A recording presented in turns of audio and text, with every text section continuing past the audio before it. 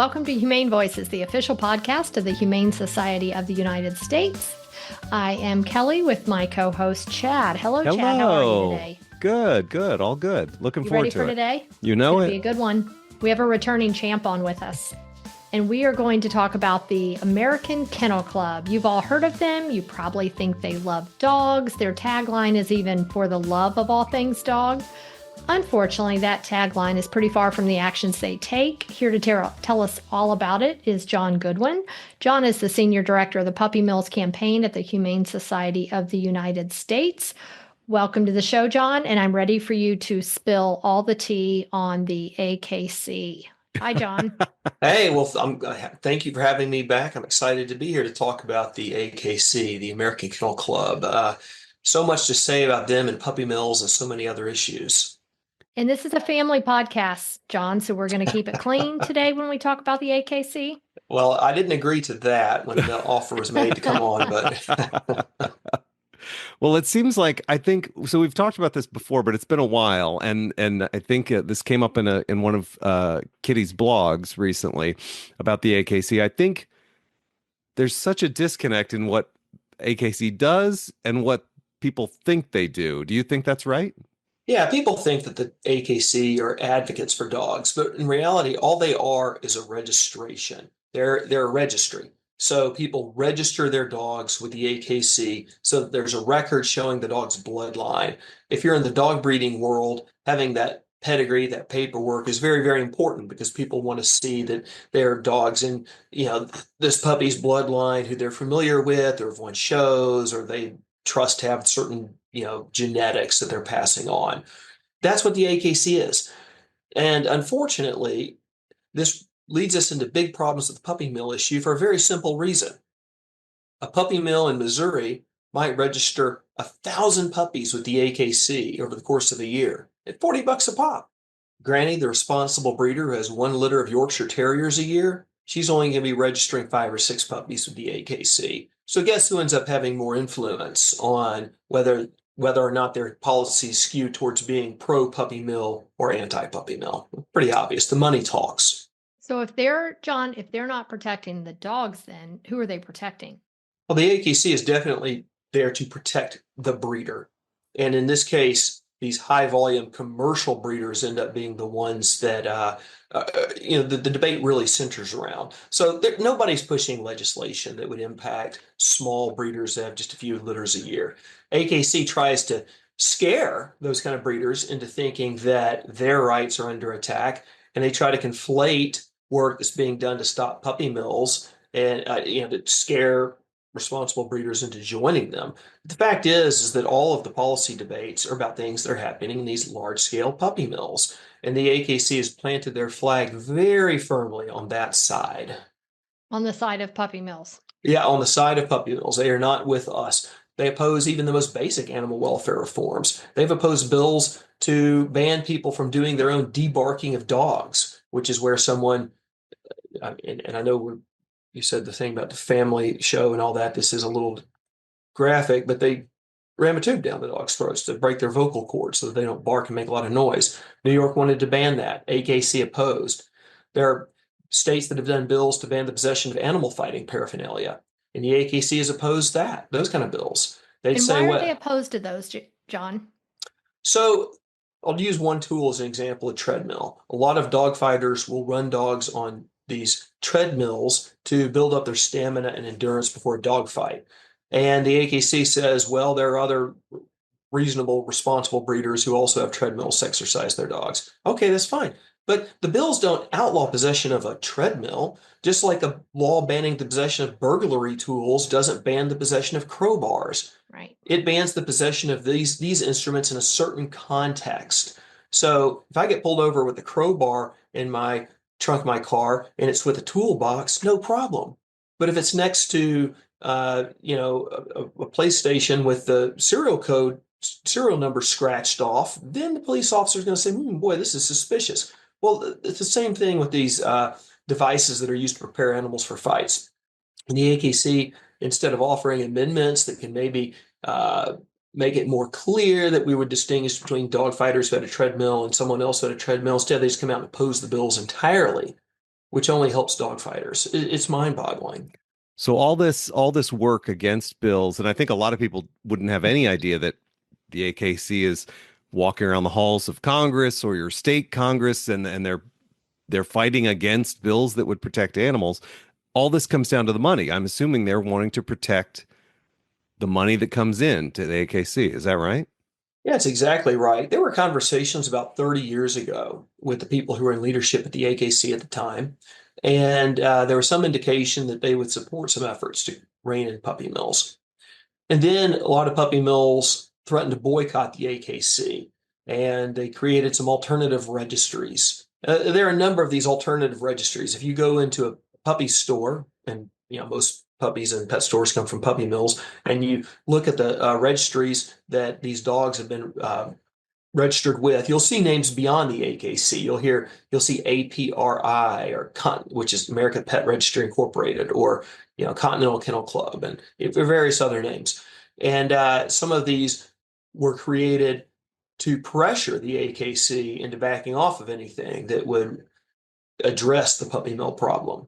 And then other people got on the board of the AKC who are particularly extreme. They've got a culture of extremism there, just extreme industry extremists. Anything these people in these industries do that use dogs, they're probably going to defend.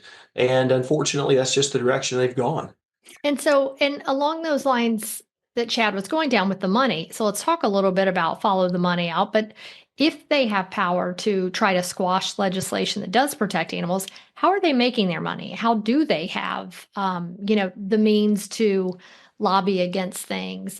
So the AKC has a number of revenue streams, but the registrations are a big, big chunk of it. It's right now $40 for a basic registration, and that's per puppy. So if you've got a litter of puppies, there might be 5, 6, 7, it could be 8 puppies in that litter.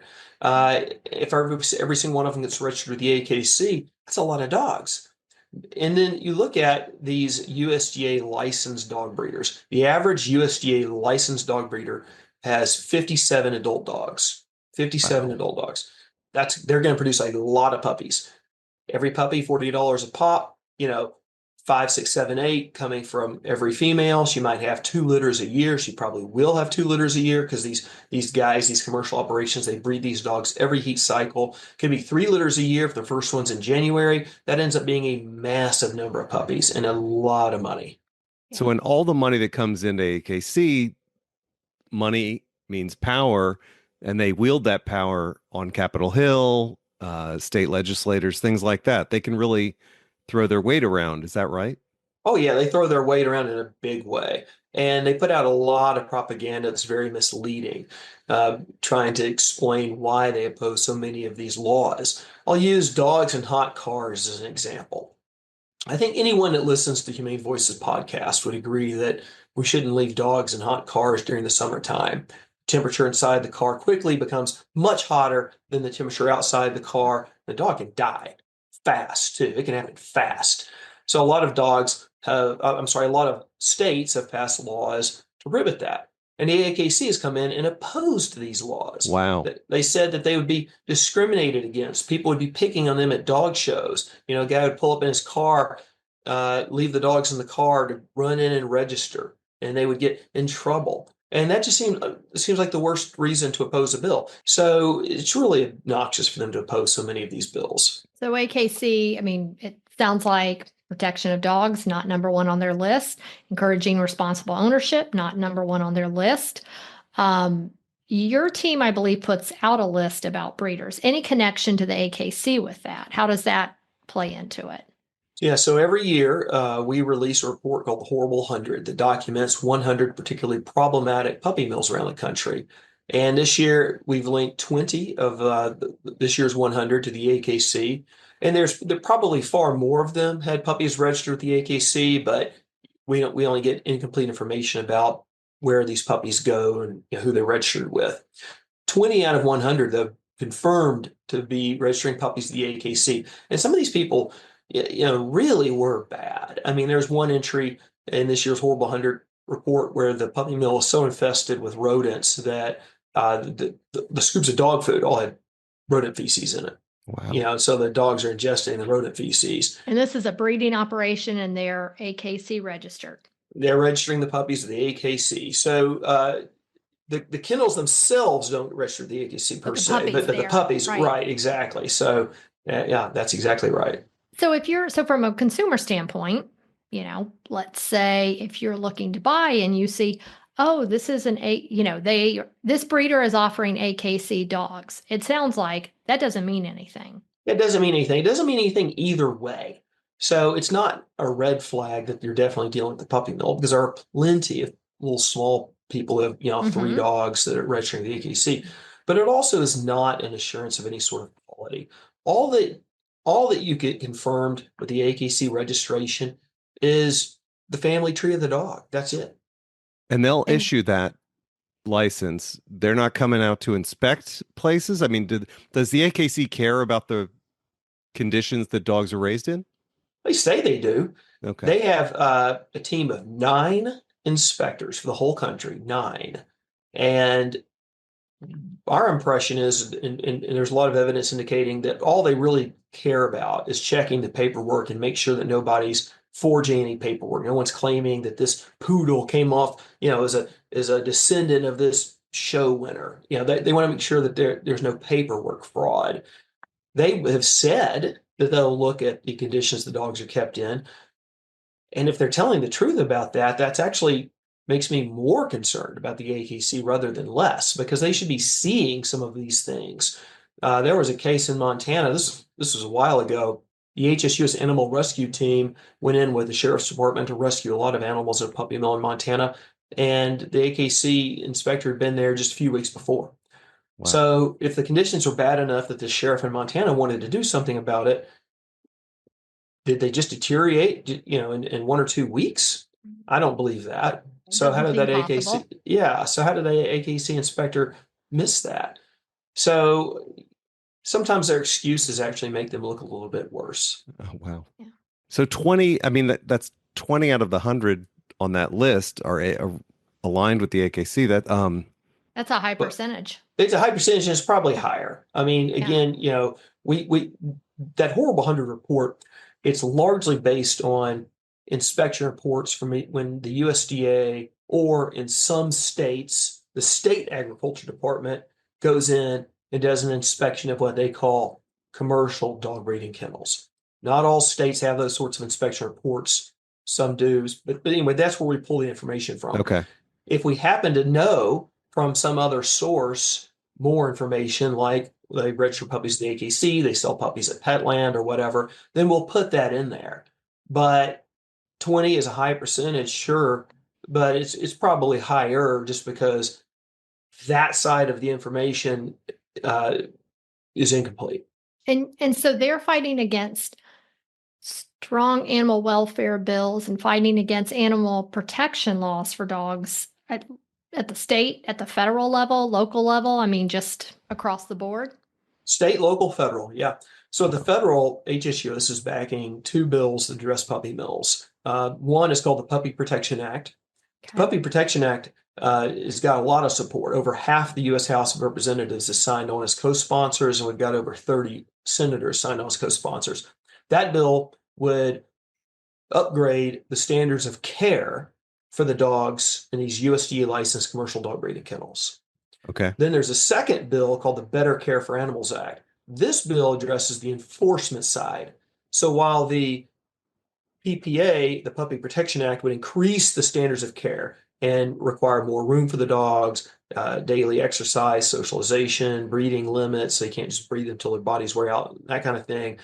Better Care for Animals Act would increase enforcement. It would streamline cooperation between the USDA and the Department of Justice, provide some more civil penalties, that kind of thing. AKC is lobbying aggressively against both.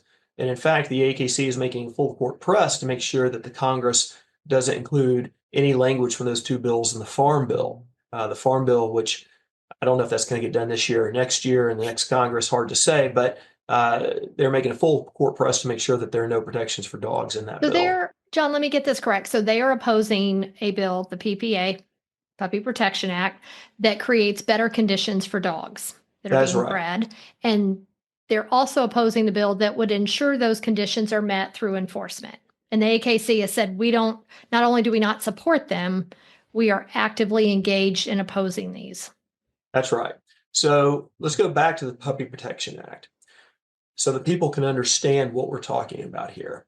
Right now, if you meet certain requirements as a commercial dog breeder, you're supposed to get a license with the USDA and be subject to certain inspections. Mm-hmm. So you've got to have at least 5 or more breeding female dogs and sell to customers you never meet, whether that's selling to a broker who resells to a puppy store, selling to a puppy store, or shipping one over the internet. Okay. You can have 1,000 dogs, but if all of your sales are face to face at a flea market, for example, you're not USDA licensed and inspected.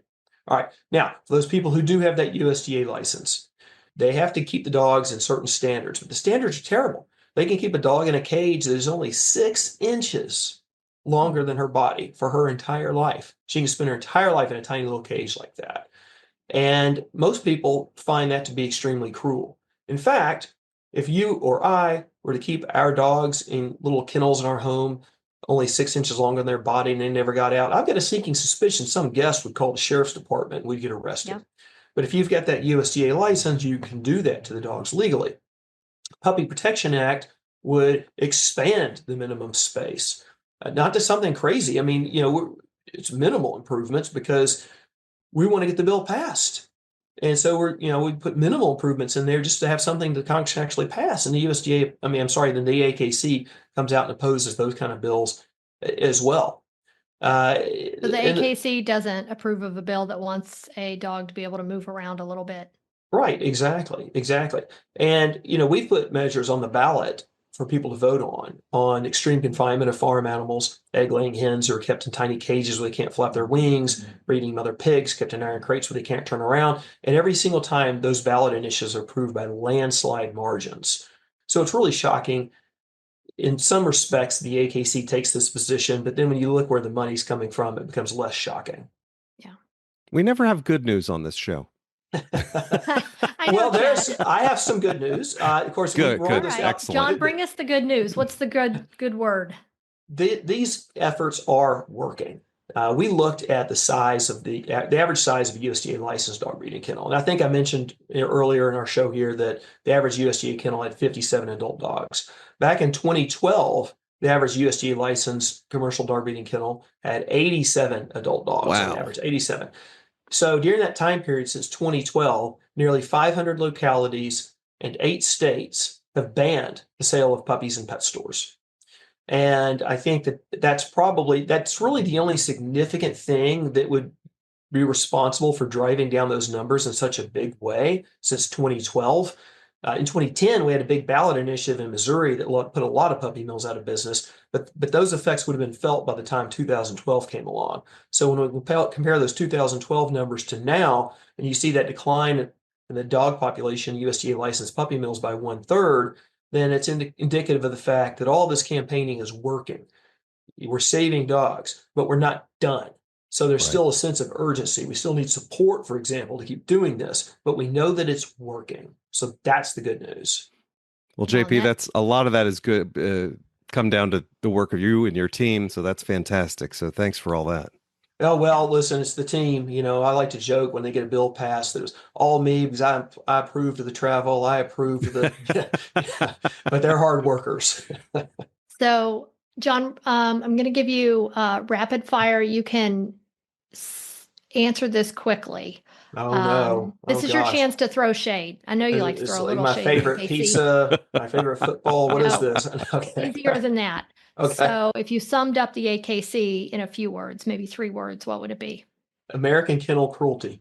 Oh, there we go. Okay. 3 words. AKC, American So Kennel when Cruelty. people see AKC register, they see that highlighted, think of American Kennel Cruelty. American Kennel Cruelty, not American Kennel Club, American Kennel Cruelty.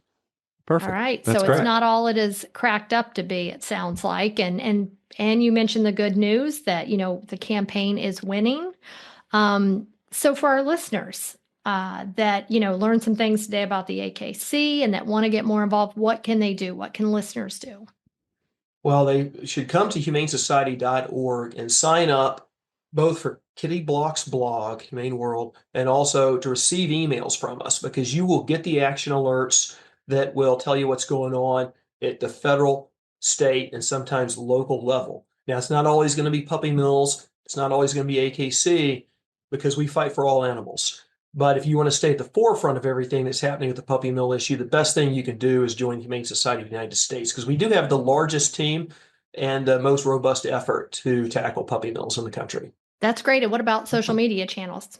Do you have your own social media channels? So the Humane Society of the United States Puppy Mills team has a Facebook page. So you put in Humane Society of the United States Puppy Mills, you should see it. It's got about 350,000 followers. Wow. And of course, there's the main the main HSUS Facebook page. You got to sign up with that as well.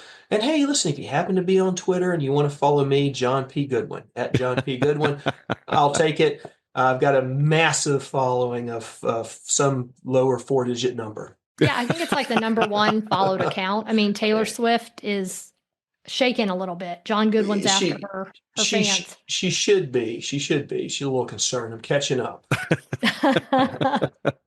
All right. So in summary, thanks to John for sharing with us today. We appreciate you being here. It sounds like AKC, American Kennel Cruelty, is bad for dogs, correct?